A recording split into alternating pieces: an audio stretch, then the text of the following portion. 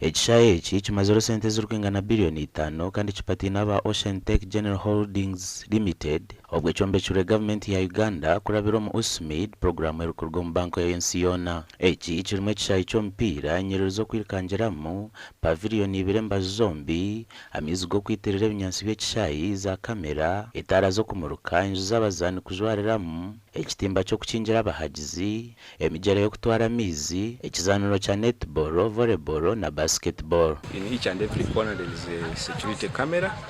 so the askari in his guardhouse is able to watch each and every corner. USMID program ekabe nekora mu municipalities konkandi kwe tukatunga chance kugira ngo Kamwenge district kan hosting empunje tusima government kugira ngo kaleta nk'ekishaayi kushanga actually mu western region yona hati inayikiri ekyo nicyo kintu cy'amani muno tukusima sima dressing room ezibere zitakazokerenka muno kandi nitsima parking y'omurembe enyakuri mukolasi ya low cost ceiling nebindi bingi muno na sprinklers eziri mu kisaayi muno ziragumana zikimaintaininga during the dry season. Mazima mbwe tsima nkatura nkarhanga yakikora afikoni zikaija kunuya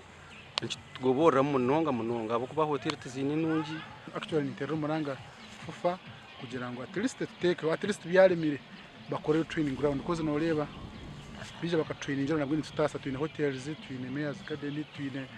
twine businesses nyingi mu town chikumanyisa ngo tukutasa ka sente kingi impaka nkezi twahirwa zizanga kunuya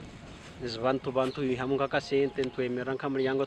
tukara contribution twemanaginga sente